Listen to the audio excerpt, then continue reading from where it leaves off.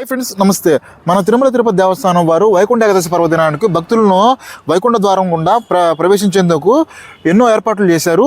ఆ ఏర్పాట్లో ఇందిరా మైదానం, తిరుపతికి బస్టాండ్కి అతి సమీపంలో ఉన్న ఇందిరా మైదానం మున్సిపల్ ఆఫీస్కి మనం గంగమ్మ తల్లి ఆలయానికి పక్కనే ఉన్న ఈ ఇందిరా మైదానం ఇదే. చూడండి, ఏర్పాట్లు అయితే అద్భుతంగా చేశారు.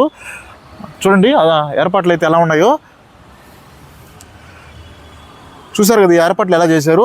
10, 11, 12 తారీఖులకు భక్తులకు 1,20,000 టోకన్లకు జారీ చేసేందుకు ఈ ఏర్పాట్లు అయితే చేశారు.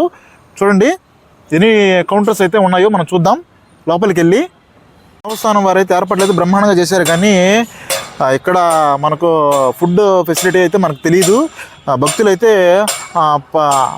10, 11, 12 తారీఖులకు టోకన్లు తీసుకోవడానికి వస్తారు కదా, వాళ్ళైతే ఫుడ్ అయితే మనకు ఎలా అయితే ఏర్పాటు చేస్తారో మనకైతే తెలియదు దేవస్థానం వారు. ప్రజెంట్ అయితే టోకన్లకు అయితే మాత్రము భక్తులకి ఎటువంటి ఇబ్బందులు లేకుండా ఎండైనా సరే ఇబ్బందులు లేకుండా అయితే మనకు టెంట్లు కూడా వేశారు. చూడండి, మన సినిమా హాల్లో ఉన్నట్టే ఉంటుంది, అంత ఇదిగా ఏర్పాట్లు అయితే చేశారు. ఇక్కడ ఏర్పాట్లు అయితే అద్భుతంగా చేసేసారు. చూడండి, ప్రతి ఒక్కరికి ఎటువంటి ఇబ్బందులు లేకుండా మనకు ఇక్కడ పెయింటింగ్స్ కూడా వేస్తున్నారు. దీనికి ఇవి ఐరన్ స్టీల్స్ కదా, దానివల్ల ఎటువంటి తీసుకోకుండా ఉండేందుకు ఏర్పాట్లు అయితే చేశారు. కౌంటర్స్ దగ్గరకు వెళ్ళబోతున్నాం మనము. కౌంటర్స్ వెళ్ళి చూద్దాం ఏమున్నాయి అనేసి. చూడండి, కౌంటర్స్ అయితే ఉన్నాయి ఇక్కడ.